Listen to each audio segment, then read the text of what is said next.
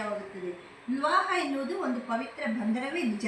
ಆದರೆ ಅದು ವಿವಾಹ ಸಮಾರಂಭದ ದಿಬ್ಬಣ ಔತಣ ಮುಗಿಯುವವರೆಗೂ ಮಾತ್ರ. ಆಮೇಲೆ ಬಹಳ ಜನರ ಪಾಲಿಗೆ ಅದೊಂದು ಯಾತನೆಯ ಬಂಧನವಷ್ಟೇ.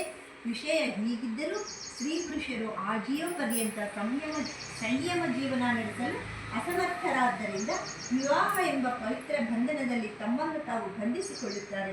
ಬ್ರಹ್ಮಚರ್ಯ ಜೀವನ ನಡೆಸುವುದರಲ್ಲಿ ಆಪತ್ತುಗಳು ಇದ್ದೇ ಇವೆ ಎನ್ನುವುದನ್ನು ಶ್ರೀಮಾತೆಯವರು ಒಪ್ಪಿಕೊಳ್ಳುತ್ತಾರೆ.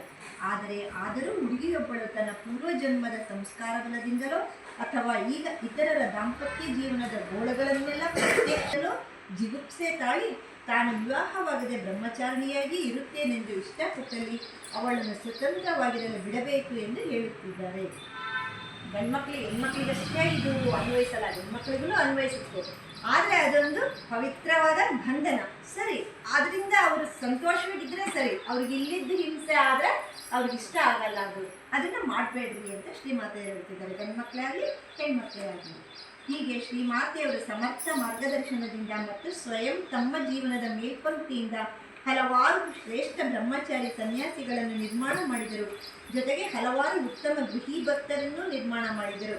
ಈ ಮೂಲಕ ರಾಮಕೃಷ್ಣ ಮಠವನ್ನು ಬಲಪಡಿಸಿದರು. ಅವರು ಮಠದ ಆಡಳಿತದಲ್ಲಿ ಎಂದೂ ನೇರವಾಗಿ ಕೈ ಹಾಕಲಿಲ್ಲ. ಆದರೆ ದೂರದಲ್ಲಿದ್ದುಕೊಂಡೇ ಮಠದಲ್ಲಿ ಪ್ರೀತಿಯ ವಾತಾವರಣವನ್ನು ಬಲಪಡಿಸುವುದರ ಮೂಲಕ, ಸಮಯೋಚಿತ ಸಲಹೆ ಸೂಚನೆಗಳ ಮೂಲಕ, ಇವೆಲ್ಲಕ್ಕಿಂತ ಹೆಚ್ಚಾಗಿ ತಮ್ಮ ಆಧ್ಯಾತ್ಮಿಕ ಪ್ರಭಾವದ ಮೂಲಕ ಮಠವನ್ನು ನಡೆಸಿದರೆನ್ನಬಹುದು. ಶ್ರೀಮಾತೆಯವರು ಯಾವತ್ತೂ